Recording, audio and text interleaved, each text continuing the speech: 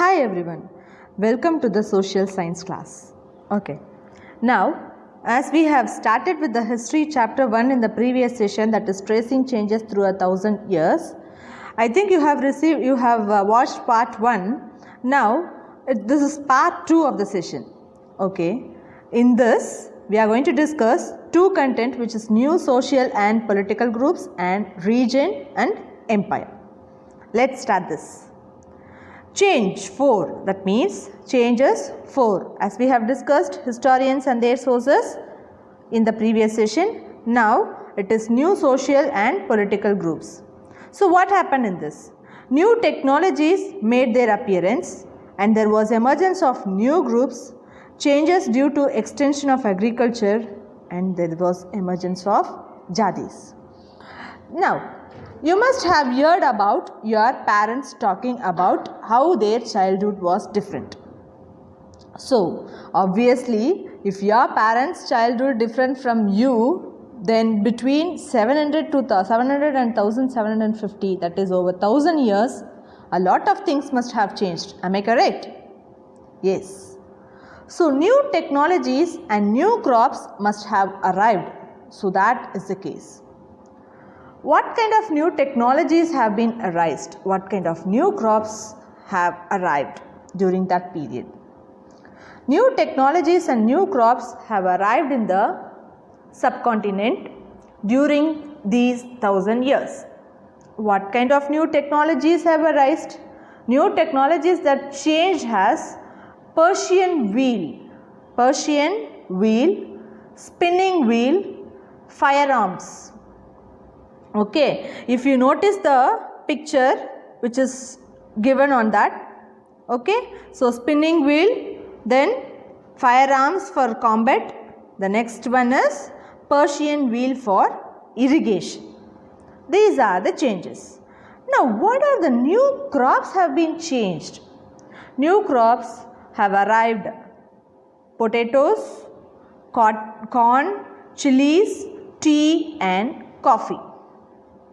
Okay, so new technologies and new crops came along with the people and who brought other ideas with them as well. Okay, it is not only these things which these two were arrived. As a result, there was a changes in economic, political, social and cultural changes. Now let's move on to the next one. Talking about who were influential during these 1000 years. Now we saw new technologies as well as new crops. Now we want to know who were influential, who were powerful during that period. The first name when we talk about these 1000 years is Rajputs. What is this? Rajputs. Rajputs derived from the word Rajputra, that means son of the king. But between 8th to 14th century was generally used for Kshatriyas. Who were Kshatriyas? It is nothing that warriors. That means who used to fight in the battle. Okay. It includes rulers, chiefs, soldiers. Okay, why we are calling them as warriors, Kshatriyas? Because they were brave and they show loyalty to their motherland. Okay, there were other groups also. Moving forward, as time moved, there was gradual cleaning up of the forest. Okay, when you come to the 8th standard or 9th standard, you will come to know about deforestation. Why deforestation appeared. Okay, so as we know, the earlier people lived in forest and a lot of people live in forest, and so we call them as forest dwellers. Of course we call them as forest dwellers when they migrated to the urban areas.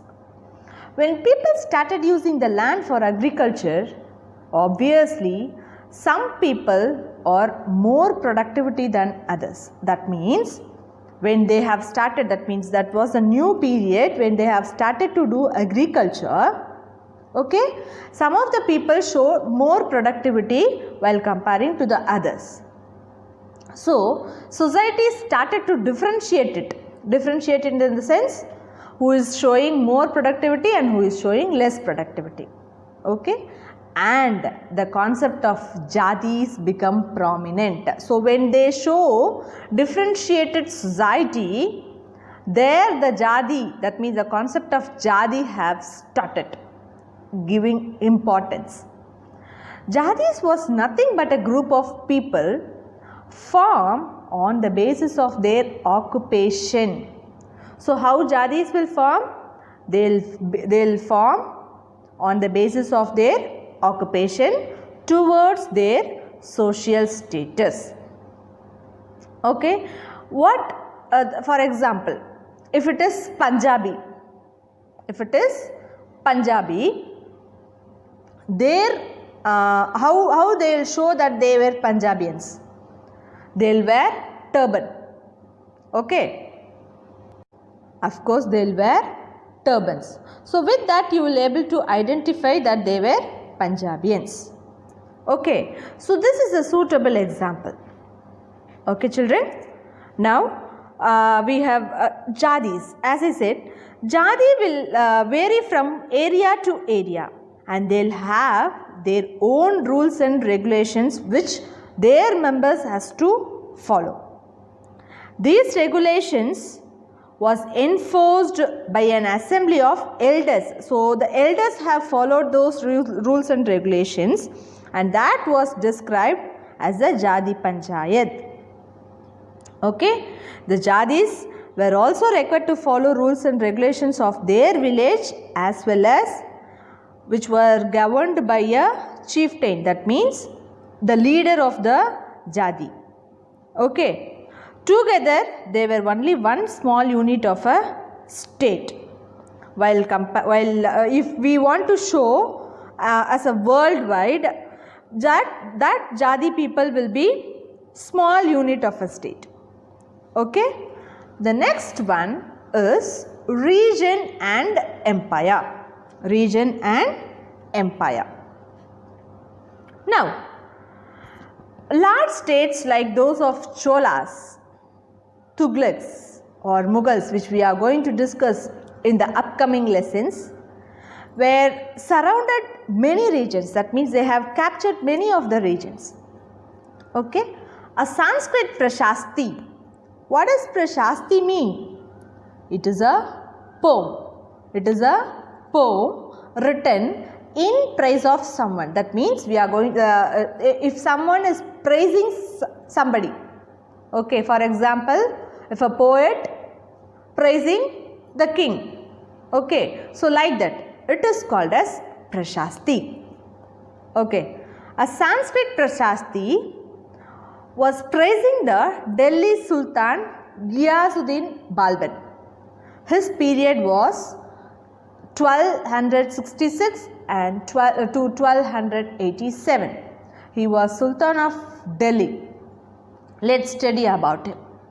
Okay, he have captured Bengal in the east side, Ghazni in the west, that is present day Afghanistan and South India, Bengal to Ghazni, and it includes all of South India. So, this was the the vast empire of Ghiyasuddin Balban. Some people of different regions were so scared at him that they fled before his armies. That means to escape before his armies. So, people got scared. So, they thought that they have to escape from his armies. Okay. The next one, and also people of different regions such as Gauda, Andhra, Kerala, Karnataka, Maharashtra and Gujarat. They were also fled before his armies. And historians regard these are exaggerated claims of conquest. Overscared. Okay. At the same time, they tried to understand why rulers kept claiming to have control over different parts of the subcontinent. Okay, the people have tried to understand why rulers started to capturing different parts of the subcontinent. Okay, now let me see this. Rajasthan. When you hear about Rajasthan, what comes to your mind? Of course, you will come to know about, yes, desert, cactus, all that. Okay. Now, when you come to know about Kerala, yes, it is coconut tree and coconuts. Then, next one, when you hear about Kashmir, yes, you will know about the cool climate as well as the animals which live there, snowy animals. Okay. Now, let me think about the word pan-regional. Pan-regional. So, by 700, many of the regions have possessed, that means they have their own different geographical dimensions as well as languages and cultural characteristics. Okay, these all you will learn in the upcoming lesson. Those different geographical dimensions, languages, cultural characteristics they were associated with the specific ruling dynasties. Okay, for examples, they'll speak Arabic language, Persian language, okay, and their geographical condition as well as cultural characteristics will be different. Mughals will be different, and the South Indian rulers will be different, like that. And there was considerably conflict between these states. What is conflict? A fight arose between these states because of these variations. Okay, occasionally dynasties like Cholas, Khaljis, Tughlaqs and Mughals were able to build an empire that was pan-regional, spanning diverse regions. What does pan-regional mean? Just note it down, children. A pan-region is a geographic region or state's sphere of economic, political and cultural influence extending beyond the state's borders. Now, let me see this. These pan-regional empires led to the exchange of culture between regions, as I said already. But when Mughal Empire started to decline in the 18th century, what happened? And smaller regional states regained their control. When they started to decline, small regional states started to regain their control. So they still had their shared culture even today. Even if they have regained their control, their shared culture was followed today also. Okay, so this was pan-regional rule which have altered the character of the regions. Okay, then this was apparent in the emergence of many distinct and shared traditions in the realms of governance, the management of the economy, allied cultures and language. What is realms of governance? It is kingdom of governance. Then throughout these 1,000 years, the character of the different regions did not grow in isolation. That means it was not separated. The character of different regions did not grow in isolation. With this, I'll conclude today's session. Let's start with the next session in the next part. Thank you, children.